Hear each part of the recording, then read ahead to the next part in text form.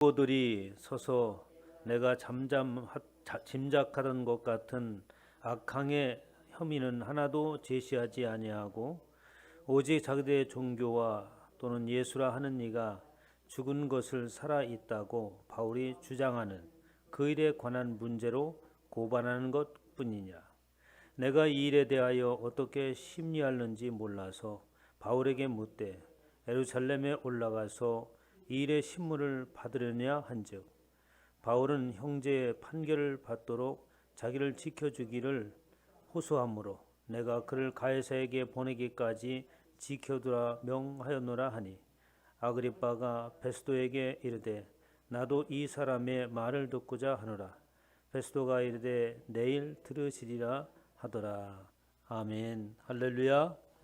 시간에 하나님께서 저와 여러분에게 주시는 말씀은 사도행전 25장 18절로 22절 말씀으로 예수님은 살아있다라는 제목으로 하나님의 말씀을 선포하도록 하겠습니다. 24장에서는 사도 바울이 자신이 향한 소망이 어디에 있는가라는 이야기를 합니다. 나는 하나님께 향한 소망을 가지고 있다라고 말하죠. 벨릭스가 사도 바울을 신문할 때에 24장 14절에 보면 이것을 당신께 고백하리다. 나는 그들이 이단이라 하는 도를 따라 조상의 하나님을 섬기고 율법과 선지자들의 글에 기록되는 것을 다 믿는 사람이다. 그 이단이라고 하는 돌, 당신들이 이단이라고 보고 또 당신들은 어쩌면 우리가 가지고 있는 이 신앙을 일반 사람들이 가지고 있는 하나의 종교로서 또 미신과 같이 여기는 그런 의미도 담겨져 있고 또 유대인과 바리새인들이 예수 그리스도를 믿는 도당을 이단이라고 이렇게 규정하는 것에 대하여서 사도 바울이 말합니다. 그래서 나는 이 도를 따라서 조상의 하나님을 섬기는 자다라고 하는 이 도는 예수 그리스도께서 걸어가신 그 길을 말합니다. 길을 말하고 있는 것이죠. 바로 주님께서 이 땅에 생명의 길을 여시고 그리고 성소를 향하여서 들어간 그 길을 열어놓으신 것, 그것을 향해서 가는 자다라고 이렇게 사도 바울이 고백을 합니다. 저와 여러분들이 예수 그리스도를 믿는 것은 바로 그것이에요. 예수님께서 걸어가신 그 길, 발자취를 쫓아간다라고 하는 의미보다도 그 길은 생명의 길을 말하고 있는 거예요. 그래서 저와 여러분들은 생명의 길을 말할 때에 상대적인 것이 있기 때문에 생명이라는 것을 말하죠. 그럼 생명이라고 하는 것은 무엇 때문에 생명이라고 합니까? 사망이라고 하는 것이 있기 때문에 생명이라는 이야기가 나오는 거예요. 생명이라고 하는 것은, 사망이라고 하는 것은 생명을 전제하고 얘기하는 겁니다. 그러니까 모든 사람들은 사망의 길 가운데 있는 거예요. 그들이 살려고 발버둥 치고 있으나 정작 그들은 그들 앞에 무엇이 놓여 있는지 알지 못하고 달려가는 그런 형국에 처해 있는 인생이라고 말할 수 있죠. 그런 인생 가운데 예수 그리스도께서 이 땅에 오십니다. 그리고 진정한 생명의 길이 무엇인가를 제시하죠. 사는 길이 무엇이냐라는 것을 제시합니다. 그것이 바로 예수 그리스도께서 이 땅에 오신 목적이에요. 그래서 그 길은 어떤 길이었냐 하니까 바로 하나님을 향하여 가는 길. 그래서 지성소의 그 휘장을 둘로 갈라놓으시죠.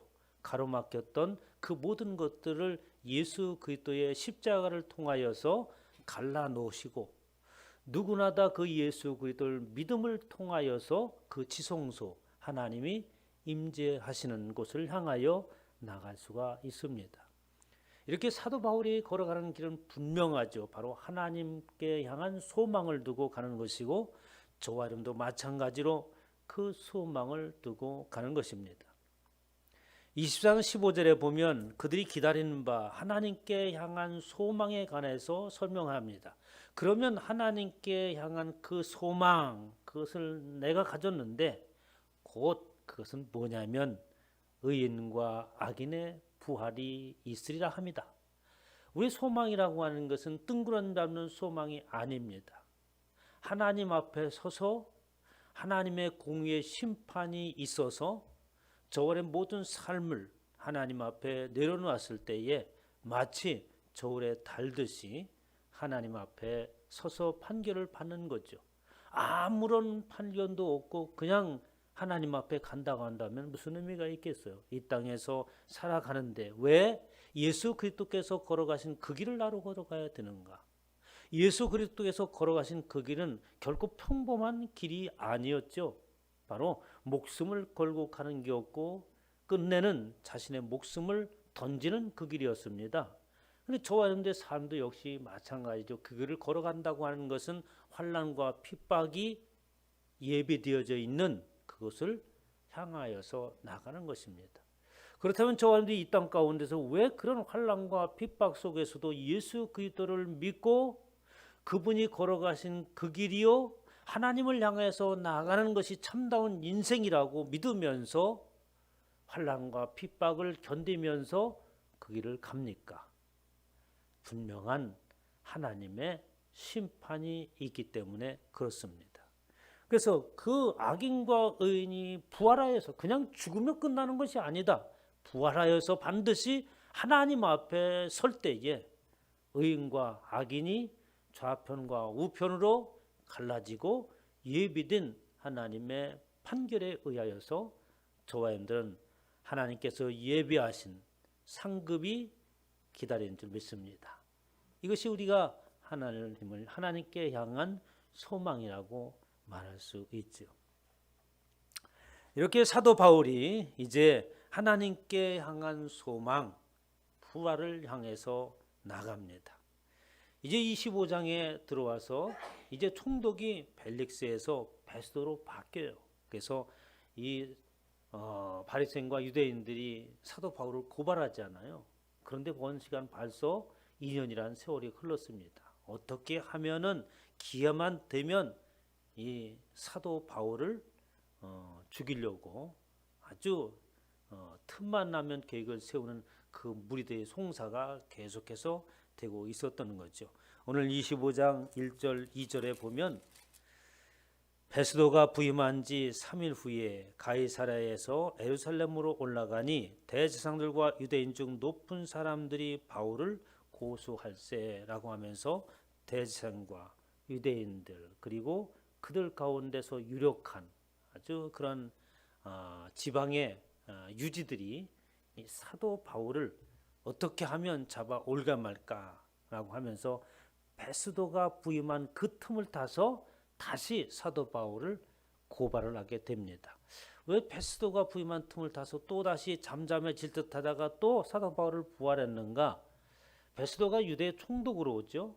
유대 총독으로 오게 되면 그냥 로마에서 파송한 총독으로서 유대를 다스리면 끝나는 것이 아니라 그 총독으로서 유대를 다스려 나갈 때에 반드시 그 지방의 유지들의 호응을 얻어야 되는 거 아니겠어요? 그래야지만이 잘 통치를 할 수 있는 거죠. 그래서 베스도가 부임하면 어떻게 했어요? 각 지방의 유지들을 찾아가면서 그들과 식사도 하면서 그리고 그들의 이야기도 들어가면서 환심을 사고 그리고 자신이 잘 통치할 수 있도록 이렇게 기반을 다지는 겁니다. 이제 대제사장들과 유대인들은 그 틈을 노리는 거죠. 베스도가 새로 부임했구나. 이때다. 그 베스도가 우리의 환심을 사려고 하는 그 틈을 타서 사도 바울을 다시 한번 고발하자. 이런 생각에 이제 또다시 대제사장과 유대인들의 유력한 자들이 사도 바울을 들고 일어섭니다. 3절에 베스도의 호의로 바울을 예루살렘으로 옮기기를 청하니 베스도의 호의로라고 하는 말은 앞서 말씀드린 그 얘기예요. 베스도가 유력인 자들에게 호의를 베풀고 그리고 또 그들에게 협조를 구하는 그 틈을 타서 바울을 예루살렘으로 옮기기를 청하니 이는 길에 매복하였다가 그를 죽이고자 함이라 라고 하면서 이제 베스도를 통하여서 베스도가 우리에게 호의를 얻고자 할 때에 사도 바울을 예루살렘으로 예루살렘으로 호송할 수 있도록 설득을 하자. 그리고 그 호송할 때에 길에 매복하여 있다가 사도 바울을 처단하면 되겠다. 그런데 일이 전에 2년 전에 또 한번 있었던 일이 아닙니까? 그러니까 사도 바울을 틈만 나면 죽이려고 하고, 그리고 그 치밀한 계획을 세움에도 불구하고 사도 바울을 어떻게 합니까? 죽이지를 못해요. 왜 그렇습니까? 사도 바울은 지금 현재 죽어서는 안 되는 이유가 있기 때문에 그렇습니다. 저와 여러분들이 왜 지금 살아있어요? 그냥 살아있으니까 살아있는 건가? 죽어서는 안 된 이유가 있기 때문에 그래요. 여러분들이 지금 여기 앉아 있는 것은 앉아 있어야 될 분명한 이유가 있는 겁니다. 사도행전 24년 21절에 보면은 바울을 죽이기 전에는 먹지도 않고 마시지도 않고 맹세하면서 사도 바울이 예루살렘으로 올 기회를 바라보면서 40여 명에 매복해서 죽이려고 할 때에 바울의 생질이 그 정보를 듣죠. 그래서 바울에게 얘기하고, 바울은 백부장을 불러서 내 조카가 이런 정보를 줬는데 천부장에게 그것을 알려라 라고 해서 이제 천부장에게 그 일을 알게 되고, 그리고 총독 벨리스에게 무사히 후송을 하게 되는 겁니다. 사도 바울이 이렇게 위기의 순간을 넘길 수 있는 것은 그냥 단순히 하나님께서 그 위기의 순간을 넘기게 하셨다라고 하는 의미보다도 하나님께서 그가 살아야 될 이유가 있기 때문에 그의 생명을 붙들고 계셨던 것이죠. 하나님께 붙잡힌 저와 여러분 모든 생명은 하나님의 손에 우리의 생명이 달려져 있습니다. 세상에 그 어떤 것도 우리의 생명을 해할 수가 없는 거죠. 그럼 사도 바울이 그렇게 살아 있어야 될 이유가 어디에 있겠습니까? 그로 인하여서 하나님께서 계획하신 그 일들을 이루어야 되기 때문에 그렇습니다. 우리가 예수 그리스도를 믿는 것을 예수님께서 부르셨고 우리는 부름 받았다라고 얘기하잖아요. 왜 부르겠어요? 왜? 그냥 부르는 사람이 없잖아요. 학교에서 선생님이 학생들 부를 때 그냥 누구야 아무개야 불러놓고 왜 부르셨어요? 이렇게 한번 불러봤어. 이런 선생님 있나요? 그런 선생님 없잖아요. 이유가 있어서 부른 겁니다. 그런데 그 이유가 있어서 부른 그분이 누구냐? 우주 만물을 창조하신 하나님이라고 하는 사실입니다. 그렇게 부름받은 저와 여러분들이 그 부름받음에 대한 막중함과 위대함과 이 영광스러움을 사람들은 알지 못하는 것 같아요. 여기에 있는 저와 여러분들을 통하여서 하나님께서 분명하게 이루고자 하시는 그 뜻이 있는 것입니다. 베스도가 대답하여 바울이 가이사랴에 구류된 것과 자기도 멀지 않아 떠나갈 것을 만하고 라고 했는데, 이 예루살렘에 올라올 수 있도록 이제 베스도가 간청을 하는데, 이 베스도도 호락호락한 사람이 아니에요. 앞서 했던 벨렉스는 좀 뭐랍니까, 흐지부지하고 뭔가 좀 이렇게 미지근한 그런 면이 성격이 그랬는데, 이 베스도라고 하는 사람은 그런 사람이 아니었습니다. 그들의 환심을 사기 위하여서 어떻게 지방의 유대인들 유지들을 만나고 그들의 호의를 베풀려고 하고 그들의 말을 들려고 갔지만 공과 사는 분명하게 구분하는 사람이 이 베스도였어요. 그래서 그들의 말을 듣고 반대를 합니다. 베스도가 바울이 가이사랴에 구리된 것과 자기도 멀지 않아 떠나갈 것을 이야기했다고 하는 거예요. 예루살렘으로 그를 호송시켜 달라고 할 때 나도 이곳에서 얼마 머물지 않고 그리고 예루살렘으로 올라갈 것이다. 그러니까 지금 굳이 보낼 이유가 없다. 그리고 바울은 지금 가이사랴 황제에게 지금 소명을 하고 그 황제에게 소송을 판결해 줄 것을 요청했기 때문에 그 예루살렘에 바울을 보낼 수 없는 상황 가운데 있다라고 하면서 분명하게 거절 의사를 나타냅니다. 5절에 또 이르되 너희 중 유력한 자는 나와 함께 내려가서 그 사람에게 만일 옳지 아니하는 일이 있거든 고발하라. 지금 당신들께서 나와 함께 가서 그 예루살렘에 가서 만약에 문제가 있고 그를 처단해야 될 이유가 있다면, 고발할 이유가 있다면 고발을 해라. 그때 가서 그러면 될 것이다 라고 말하는 거죠.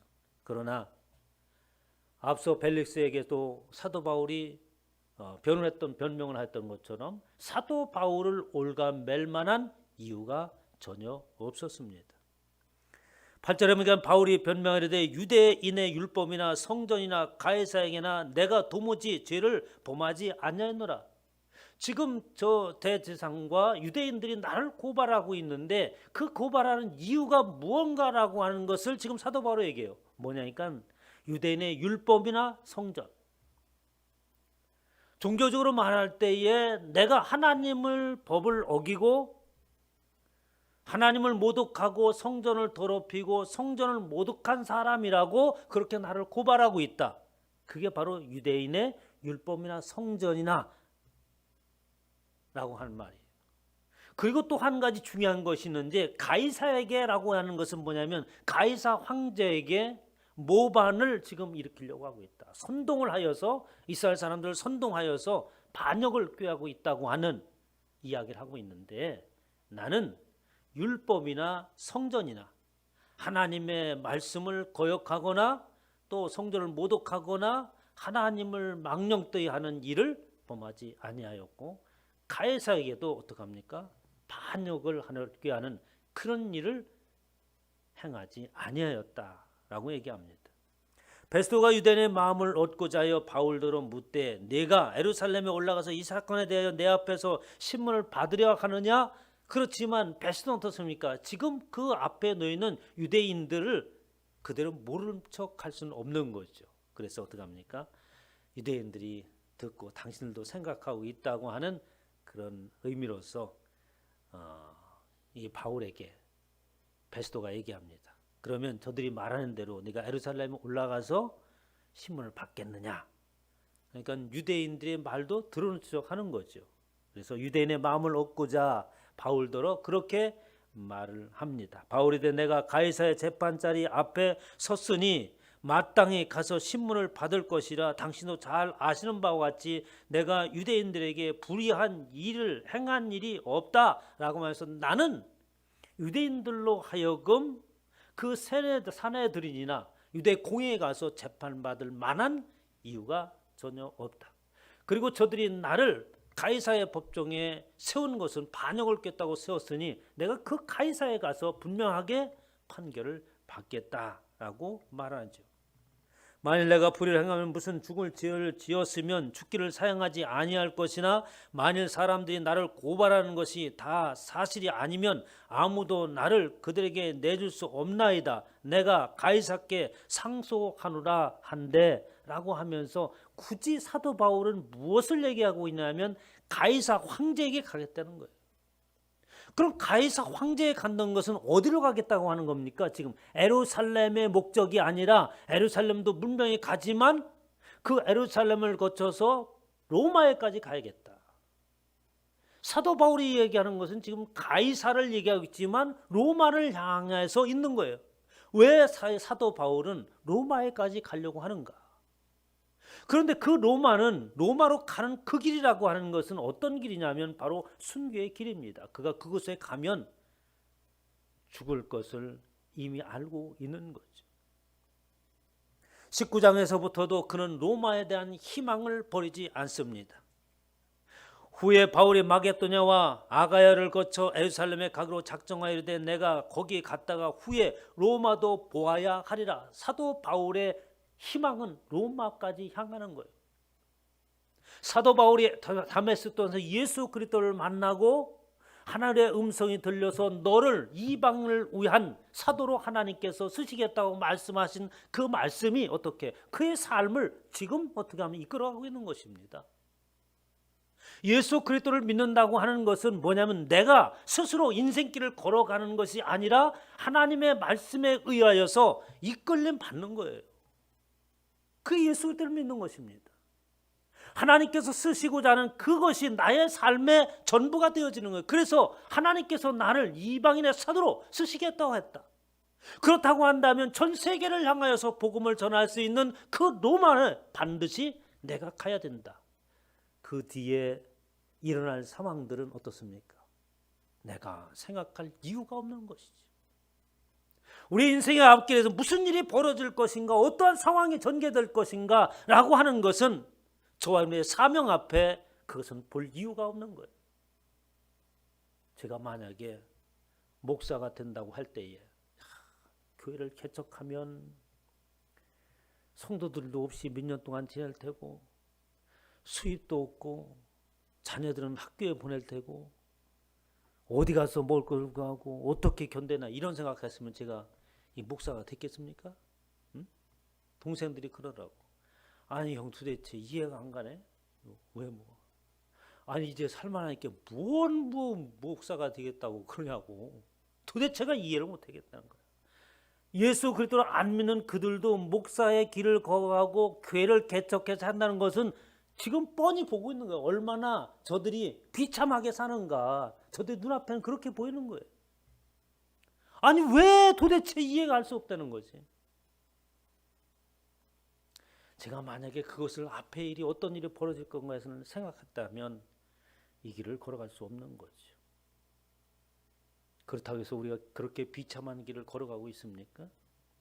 저와 예수 그리스도를 믿으면 사람들이 나를 어떻게 쳐다볼까라고 하는 염려를 했다면 그 일이 벌어지는 그것에 초점을 맞추고 생각하고 있었다면 예수 그리스도를 믿었겠어요?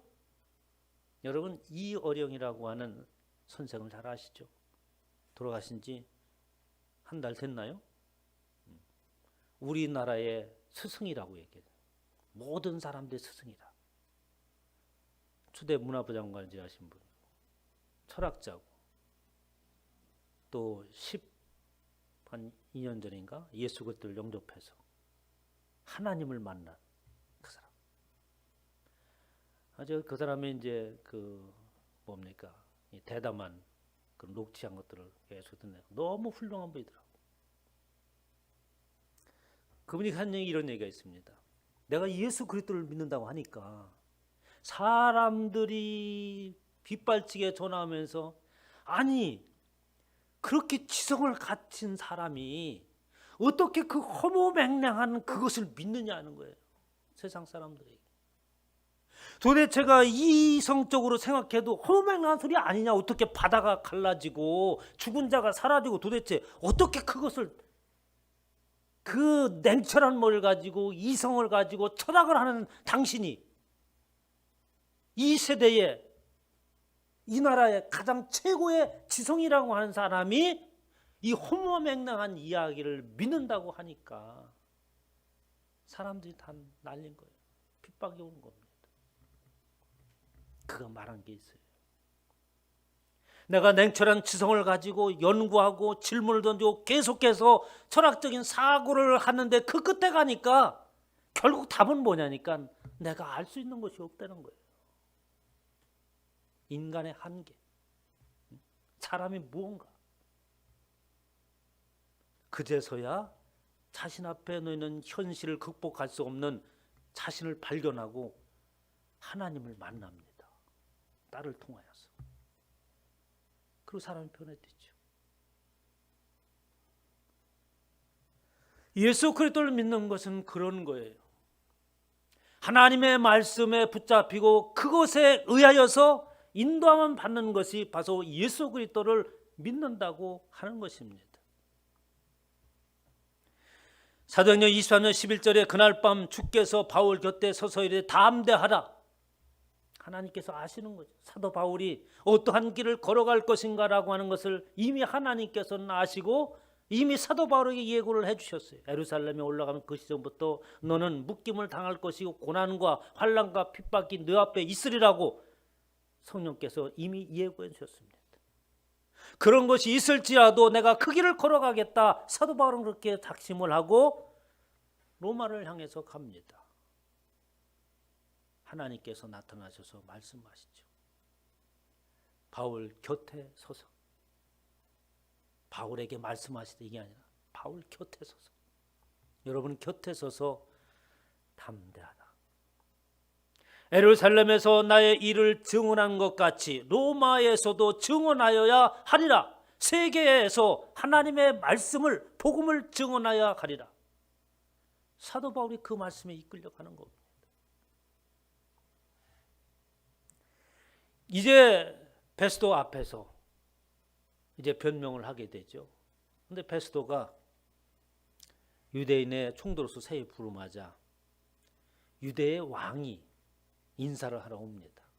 그러니까 당시에는 로마의 지배관에 있고 로마가 유대를 통독하고 유대 왕은 또 있고 그런 거예요. 그래서 로마 왕이 아그리빠 왕이 이제 부인과 함께 베스도에게 오지요.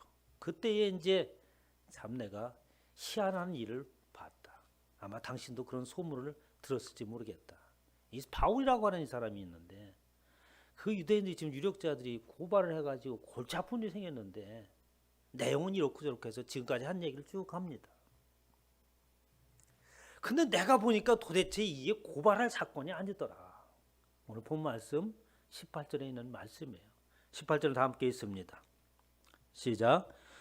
원고들이 서서 나의 짐작하던 것 같은 악행의 혐의는 하나도 제시하지 아니하고. 그러니까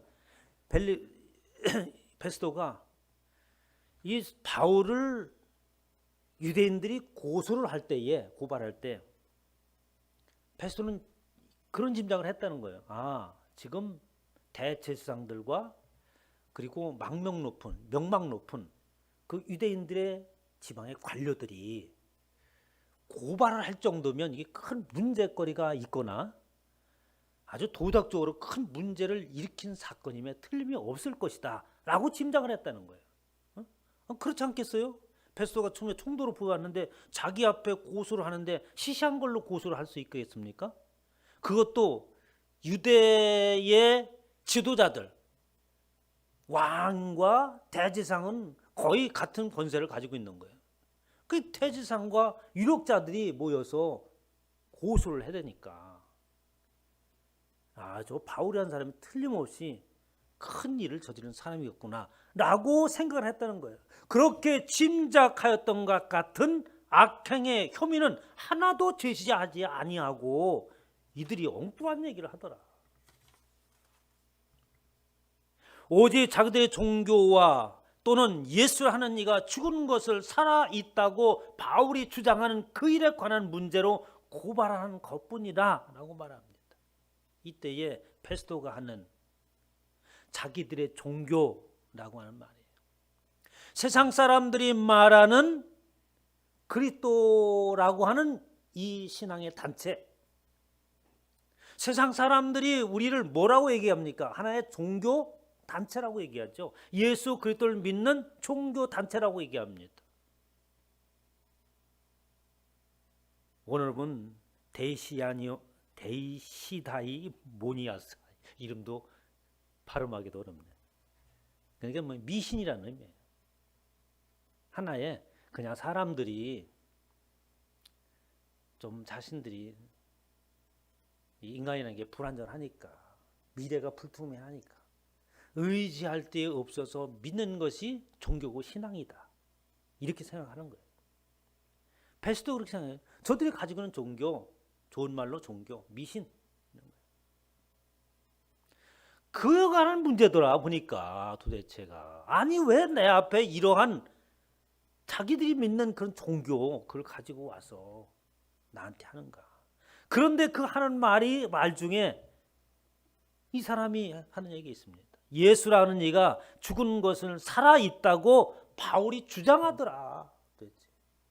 그럼 베스도가 예수 그리스도께서 돌아가신 지 얼마 있다가 부임을 했겠습니까? 이 베스도가 58년에서 60년 그 사이에 총돌이 있었으니까 예수님께 돌아간 지 한 30년 정도 됐을 거예요. 그럼 여러분들이 30년 전에 일어났던 일들을 한번 기억해 보세요. 30년 전에. 어떤 30년 전 어떤 박통 때 일인가요? 30년 전으로 돌아간다면? 그때 일들을 우리가 모를까? 큰 사건들을? 뭐 지금은 그렇게 매스컴이 발달해서 구석구석의 세상 일을 알는지 모르겠지만 그렇게 먼 일이 아닌 거예요. 그러나 뭔 뜻이겠습니까? 세상 사람들은 인정하지 않는 일들. 사람이 죽었다가 살아났다. 그것을 세상 사람들에게 이해시킬 수 있는 어떤 뭐가 있나요? 우리가? 어떻게 이해를, 사람 죽었다 살아났대. 어디? 2000년 전에 이 사람이 정신없는 사람. 예수 때의 부활하심은 저와 여러분만 아는 하나님의 비밀인 줄 믿으시기 바랍니다. 그것이 믿어지는 거예요. 응? 이게 신기한 겁니다. 하나님의 비밀하심 그것을 통하여서 예수 그리스도께서 부활하셨고, 그리고 나도 부활할 것이고, 그리고 내가 하나님 앞에 서는 소망을 가지고 살아간다. 이 신앙입니다. 그걸 어디에서 하는 거예요? 성경을 통하여서 성경의 관점과 하나님의 시각으로 성경을 볼 때 믿어지는 겁니다. 세상에 가지고 있는 것으로 성경을 보면 이해할 수가 없어요. 왜? 세상에 있는 상식이 아니기 때문에 그래요. 성경은 세상에 있는 상식을 말하는 게 아닙니다. 이해가 안 되는 거예요. 그럼 어디에? 우주 만물을 창조하신 하나님의 상식으로, 하나님의 지식으로 쓰신 거예요. 그러니까 하나님께서 보시는 관점으로 보면 그때서야 세상의 이치가 이런 것이구나 라고 깨닫게 되는 거죠. 바로 저와 여러분들이 믿는 것은 사도 바울이 세상의 베스도가 말한 것처럼 저 허무맹랑한 예수 그리스도가 살아있다라고 하더라. 지금도 살아있다라고 하더라. 여러분들은 예수 그리스도를 전할 때 살아계신 하나님의 아들 예수 그리스도라고 전하잖아요. 옛날에 있었던 예수님입니다 이렇게 얘기하나요? 지금도 살아계시고 나와 함께 하시고 내 곁에서 동행하시는 예수 그리스도를 믿으십시오. 이렇게 하는 거잖아요. 베스도 입장은 어떻게 해요? 참 지금도 살아있다 하더라. 짧게 정리하겠습니다. 시몬 베드로가 주님 앞에 대답하죠. 주님은 그리스도시요 살아계신 하나님의 아들이십니다. 그 살아계신 하나님의 아들은 처음과 나중이요 알파와 오메가이기 때문에 하나님과 동일하게 지금도 살아 계셔야 됩니다. 그 살아계신 예수 그리스도는 이 땅에 오셔서 하나님께서 이루고자 하신 구원의 목적을 위하여서 당신의 생명을 내놓으시고 그리고 부활하셔야지만이 사망을 이기시는 것입니다. 그 사망을 이기심으로 인해서 우리가 그 생명길을 걸어가게 하셨고 그 하나님의 소망으로 우리는 이 땅에 살아가고 있는 것입니다. 그리고 요한계시록 20장 4절처럼 이마와 손에 그의 표를 받지도 아니한 자들이 살아서 그리스도로 더불어 1000년 동안 왕노릇하리니 그 예수 그리스도와 그 하나님의 나라에서 영원토록 함께 보좌에서 하나님의 나라를 경영하는 자로 살아가기를 위한 소망이 저와 함께 있는 줄 믿으시기 바랍니다.